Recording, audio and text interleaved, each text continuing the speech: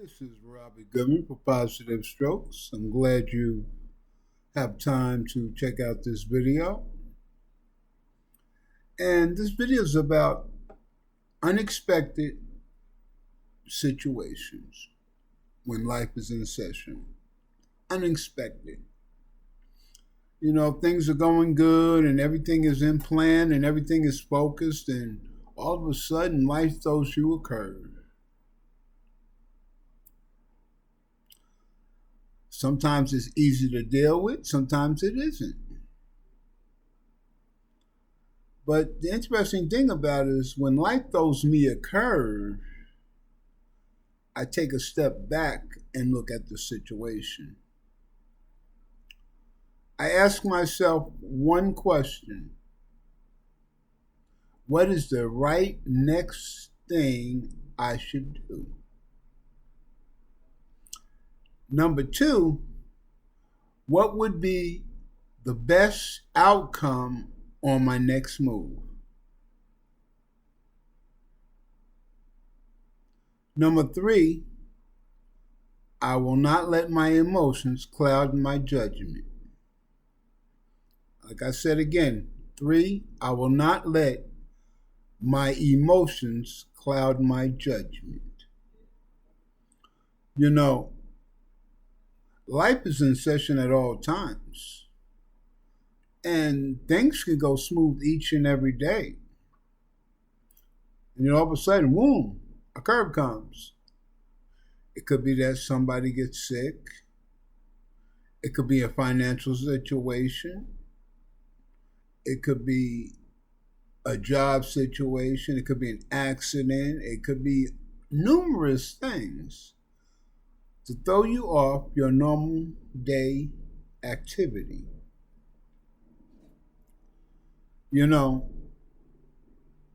I live to be 63 years old, and I do have military training, and I've been in security, and I've done some things illegal.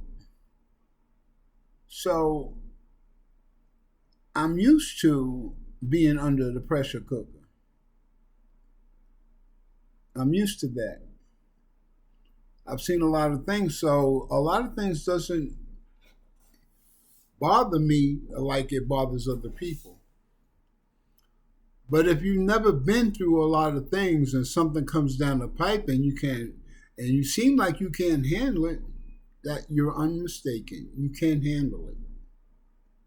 You can do the next right thing. I've learned to assess the situation as soundly and as objectively as I can. Look at every possible means of an outcome if I try different techniques or situations. And then I would come to a conclusion.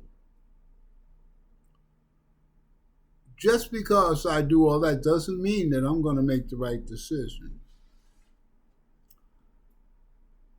Nobody's perfect in this world, so just because you have it down pat doesn't mean that you're going to come up with the right answer. Your right answer may be wrong. So I even look at that situation. If I make a decision and I find out the decision is wrong, what should I do? How should I handle it? And how should I move on? See, when crises come or situations come in our lives, it's not time to get emotional or act on our feelings, because that does not solve the problem. Feelings can cause you to make a bad judgment. Take it for a man that acted on feelings for a lot of years, made a lot of wrong decisions, which caused a lot of pain to a lot of people. So it's very important that you look at your situation and make a right decision. If you're wrong, you're wrong. If the other person's wrong, they wrong. But look at it objectively. And if you made a bad decision and you made a bad move, be transparent to yourself about it and figure out what you can do to make the situation better.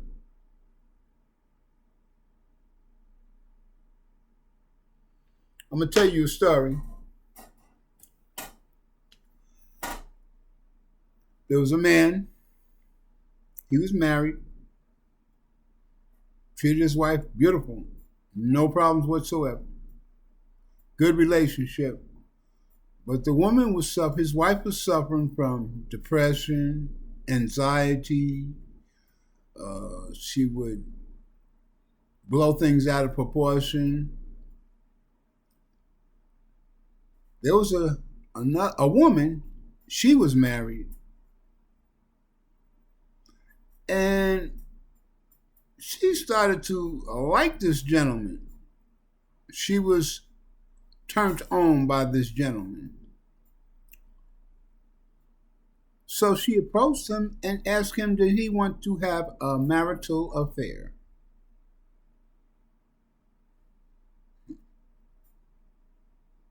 Now, some men said, wow, they get approached like that. Wow, that's deep. But neither person understood by saying yes to that situation and drawing up some rules and regulations to keep it honorable and everything. They did not know that by making a decision like that affected two other people.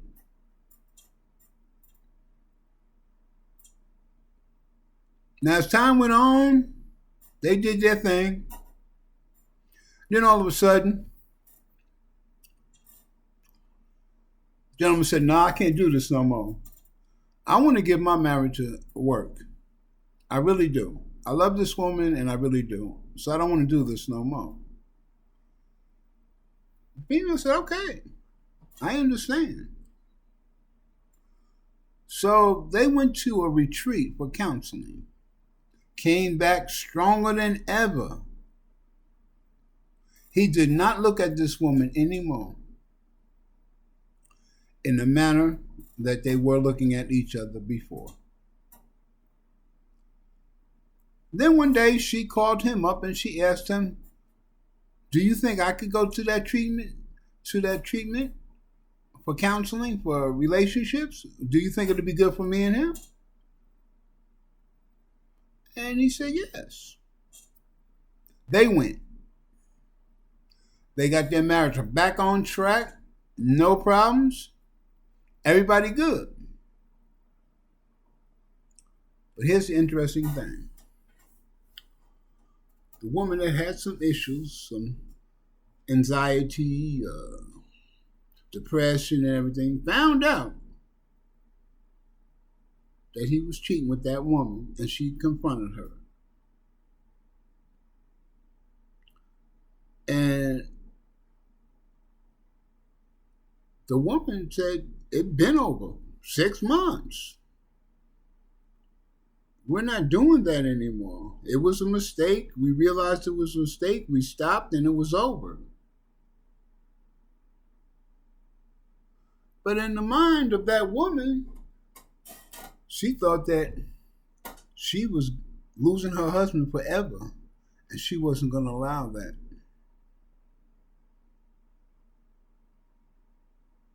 There was a struggle.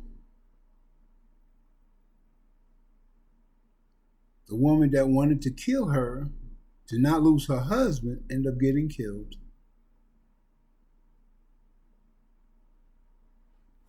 See, I say all this to say that each person's actions affect somebody. Just because if you want to sleep around, you're not hurting nobody, but you're hurting the person that you sleep next to, and then you're probably hurting another family too.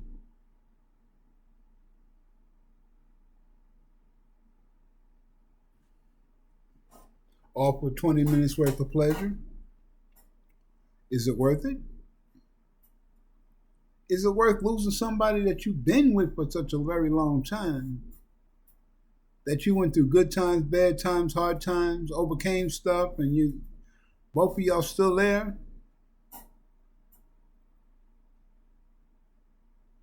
Is it wise to do something like that? You know,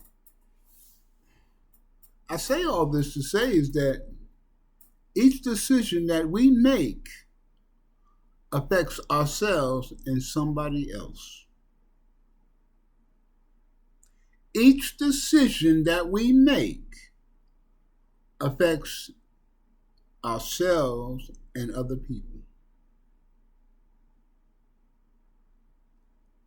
You know, a lot of people do not take in consideration when they make a decision how it affects somebody else.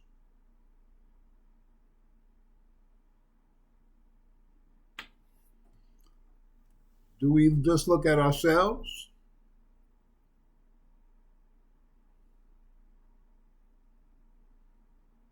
It's just like a person want to get high. He has a family. He takes the money and takes the rent money and go get high and have a good old time. Go back home and don't have the rent money. Jeopardizing the family, may lose their spot. Or keep taking off from work and go and get high, end up losing a job where he has no income to take care of the family. Once again, the decisions that we make not only affect ourselves, but affect others. I say all this to let you know that this is something that we need to think about when we make a decision about anything. It affects our loved ones, the people that are close to us.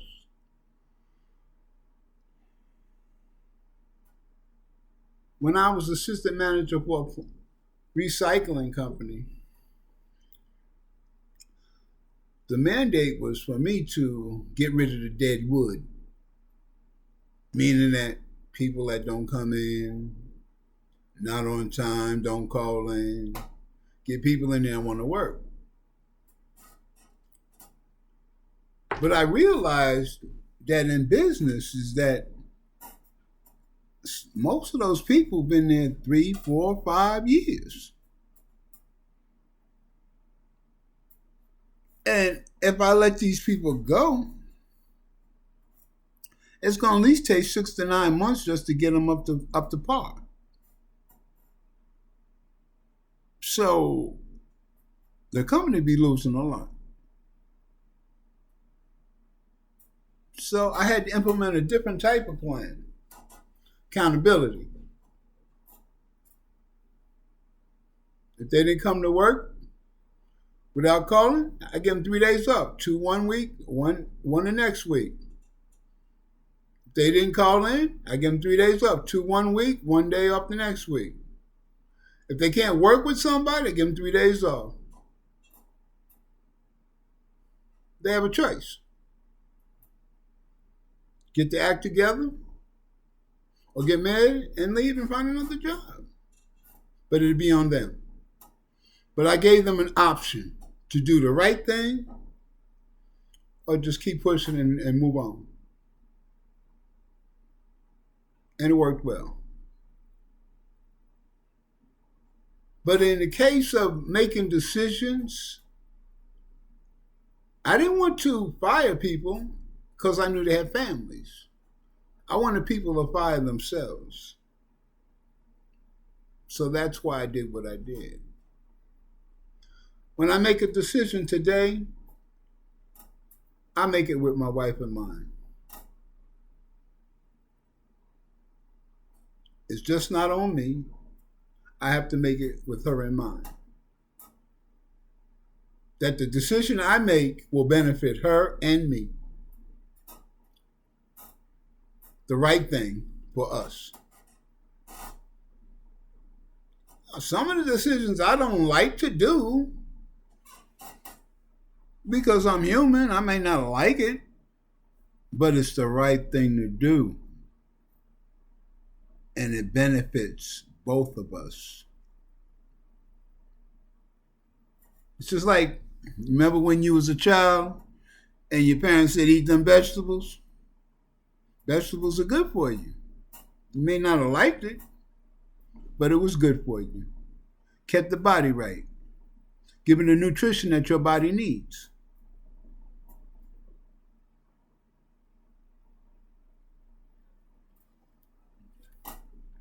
So I say all this to say that making the right decisions may not be colorful to you, but it will be beneficial for you.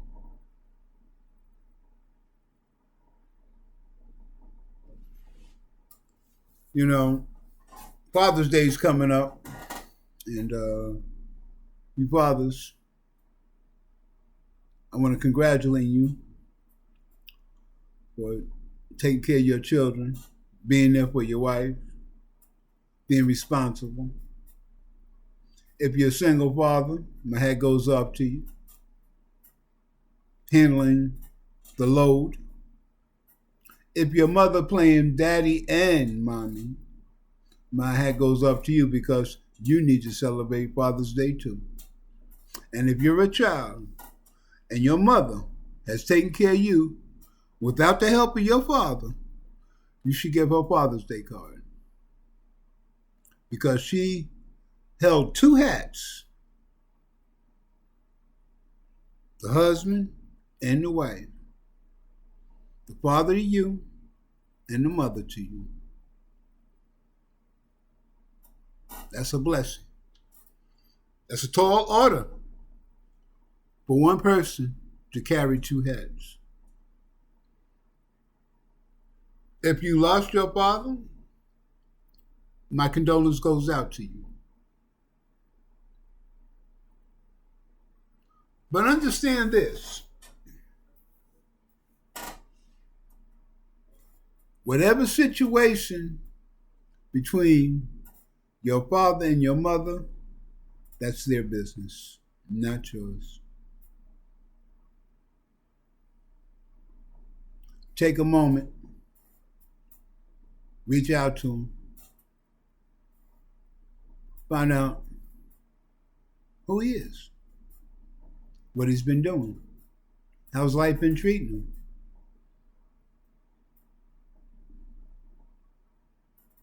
You will get an opportunity to see yourself in your father, so you will understand yourself a little bit better. Well, I don't like what my daddy did. I don't like he didn't do that, he didn't do this. Are you going to carry animosity and guilt the rest of your life? You was not grown when whatever went down. You don't know what been in your father's life to cause him to be who he is today. You don't know what kind of pain or trauma or situation in his past caused him to be who he is today. I'm not saying he may not have did the right thing, but he's only human. We don't know how he was brought up, how his parents treated him. You don't know if he's been through any type of trauma or illness or sickness to cause him to be who he is. We don't know. You only know just a little bit about him. So, how can you judge somebody when you don't have all the facts? Take a moment, check him out. Find out who he is. It's not about starting over. It's about starting from now. Become a friend. See where it leads you. Talk to him. Don't hold it against them. Because, see, you know the funny thing about death? When they're gone, and when you get old, it's going to come across you where I wish I would have spent a little more time and found out a little more information about him and my grandparents and their parents or that side of the family.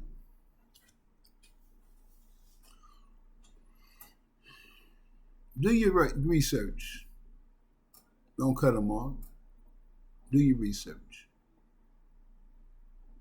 So, I think I shared a few things. I think I went off topic too, since it was Father's Day. But I want you all to have the best life that you can have for yourself. God has blessed me with inner peace, with a good woman, and life is good. Oh, we have our ups and downs like anybody else, but life is good.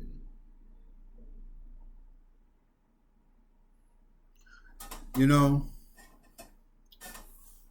it's something about the struggle that makes it beautiful. We are struggling to make it, but it's beautiful. Life is not simple. There's always situations and things come into play. Life is never simple.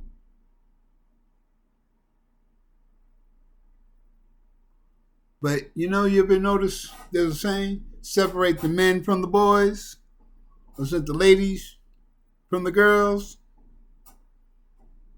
That means you got to do grown-up things. And 80% of it, I've learned, making decisions is not, makes me happy because the decision I have to make takes work. I'm like anybody else. I like it simple, but life ain't simple, so it'll never be simple. But enjoy Father's Day, and send your father a card, or if mom's holding both hats, send her a card. Let her know that you appreciate all that she sacrificed to be your mother and father.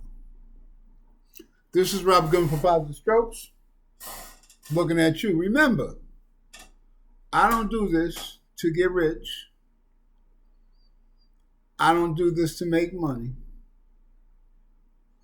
All I do is give information to help people have a better way of looking at things and have a good life. I want you to have the best life you can have for yourself. Yes, I do. Because God is blessing me with a good life, with a good woman.